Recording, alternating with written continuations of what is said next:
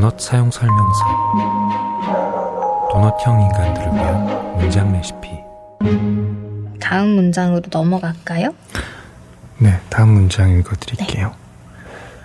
39쪽에 나온 내용이고요. 네. 자본주의 안에서 타인을 증오하지 않기 위해선 거리가 필요하고, 거리를 두려면 돈이 필요하다. 1등 칸, 특등석, 방음되는 집, 별장, 부자는 골프장에서, 지식인은 연구실에서, 중산층은 차나 택시 안에서 요령 있게 지옥을 비껴간다. 하층민, 빈자, 이주민끼리 좁은 공간 속에서 매일 부대끼다 보면 무뎌지거나 싫어지거나 둘 중 하나. 돈이 없으면 증오는 물론 예민할 권리도 없다. 버는 만큼만 예민해질 수 있다. 이 원칙을 깨고 싶다.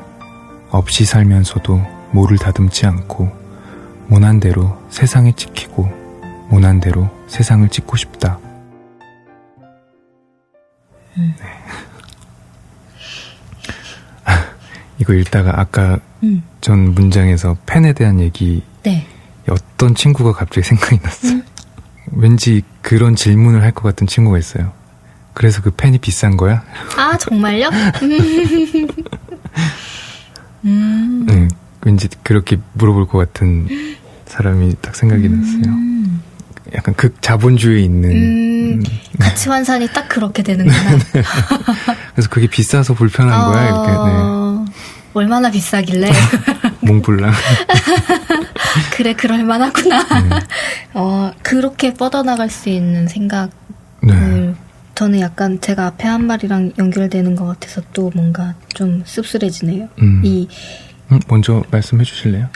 네. 돈이 없으면 증오는 물론 예민할 권리도 없다 해서 지금 예민하지 못하다고 얘기를 했잖아요.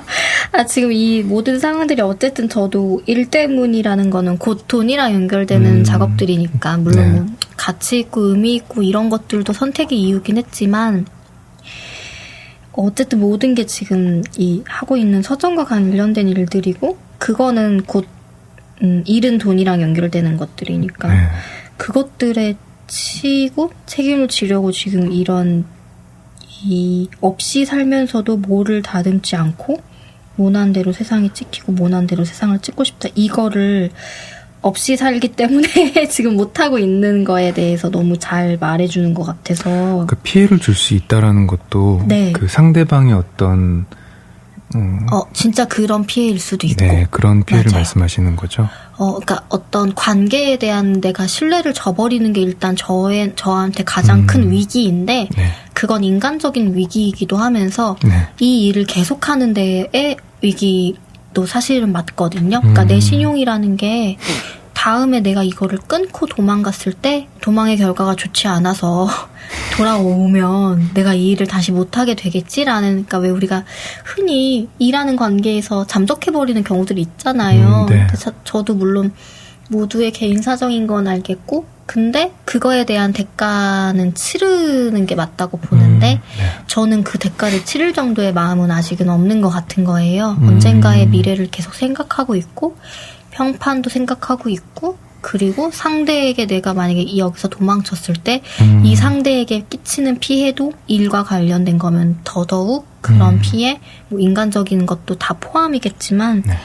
근데 결국엔 지금 제가 계속 핑계 삼아서 나 더 이런 거에 대해 예민하게 생각 못하고 뭔가 내가 살아가는 데 중요한 가치들에 대해 곱씹어야 하는 생각하고 결정해야 되는 상황임에도 네.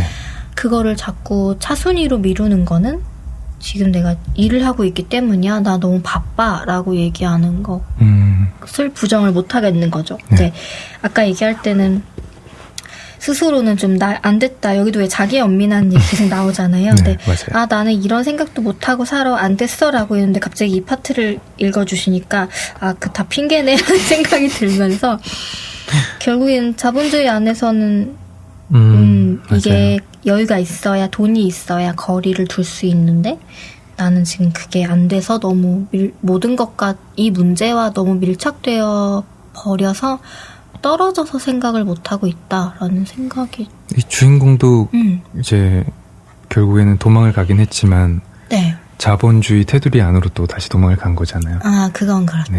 그래서 거기서 일어나는 어떤 불편함들이 네. 있는데 아까 그 일이 끊기거나 이런 것들에 대한 얘기를 하셨었잖아요. 네. 저도 사실 되게 많은 일들을 하고 살았는데 좀 생업을 위해서 하는 일들이 되게 많았었거든요. 네. 20대에. 네. 20대 후반에 자의적이든 타의적이든 섬에 가뒀던 적이 있어요. 그래서 한 2년, 3년 정도 그때 하던 일을 다 그만두고 그때 군대를 잠깐 갔다 오고 그 이후에도 제가 섬에 있었는데 제가 군대를 갔다 오고 난 후에 어떤 이제 같이 일을 하셨던 분들이 많이 도와주셨어요. 제가 갔다 오고 난 이제 이런 일들도 주시고 저런 일들도 주시고 네. 그래서 음악업을 이제 계속 하다가 도저히 못 하겠는 거예요. 섬에 한번 들어갔다 나오니까 그래서 다시 섬으로 들어가게 됐거든요. 네. 근데 그때 제가 피해를 막 많이 준 것 같진 않은데 어쨌든 호의를 거절을 한 건 네, 맞죠. 네, 네. 네. 상처를 받았을 사람들도 있고 좀 도저히 못 하겠다는 생각이 들었었거든요. 차라리 나는 다른 일을 했으면 했지 이제 이 뭔가 음악을 만드는 거 말고 음악적인 업을 못 하겠다라는 생각을 했었거든요. 그러면서 그래도 20대에 열심히 살았으니까 아까 말씀드린다고 했던 게 그래서 실험을 했었어요. 저한테 있는 돈과 다달이 들어오는 돈을 가지고 어떻게 살까라는 고민을 하다가 그러면은 한번 이 돈을 좀 쪼개서 내가 정말 바닥이 날 때까지 한번 살아보자라는 생각이 들어서 하루에 10,000원이라는 금액을 정해놓고 그 금액과 공과금 같은 게 나가니까 그 돈을 딱 맞춰가지고 정말 살았었어요. 최소한의 먹는 것과 그리고 최소한의 유흥 같은 걸 하다 보니까 그럼 사람을 만나기가 힘들잖아요. 네. 사람을 만나기 위해서는 당연히 돈을 써야 되는 거고 그래서 사람을 정말 최소한으로 만나고 1년, 2년을 살다 보니까 관계가 다 끊기더라고요. 그 말씀하신 섬이 네. 은유적인 섬인 거죠? 물리적인 섬이 네, 아니라? 네, 물리적인 섬은 아니에요. 그럼 원래 살던 지역에 서울에 머무르면서 네. 그렇게 사는 게 가능해요? 네, 가능해요. 길게는 2주 동안 막 안 나간 적도 있고 그랬었거든요. 나가는 것 자체가 음식을 사기 위해서 나간다거나 그런 정도의 이동을 하고 그렇게 막 1년, 2년을 살다 보니까 그 이후에 돌아오는 것 자체가 사실 안 되더라고요. 좀 잃어버린 것들이 있어요. 음식이나 이런 것들을 너무 사료같이 먹었거든요. 네. 그러니까 사료를 먹었다는 게 아니라 알아요. 아직, 네. 네. 그전에는 막 요리를 하는 것도 좋아하고 뭐 그런 것들이 있었는데 네. 이 생활을 견디려고 하면은 제 안에서 뭔가 반응이 없어야 되거든요. 뭔가 슬프거나 행복하거나 이런 감정들이 배제가 돼야지만 이 생활을 유지를 할 수가 있단 말이에요. 네. 계속 꾹꾹꾹 누르다 보니까 그 시간이 지나고 나서 지금은 욕망 같은 게 되게 많이 사라졌어요. 어떻게 보면 좋아 보이는 것 같기도 한데 즐거움이 없는 부분이 네, 좀 허하기는 하겠네요. 즐거움이 없어요. 단호하게. 그게 이제 즐거움이 없다라는 걸로 네. 끝나면 괜찮은데 의지가 없어지는 부분들도 있고 그건 그렇겠네요. 네, 의지가 없어지고 뭔가 이미 삶이 끝나버린 듯한 느낌이 사실 계속 들긴 해요.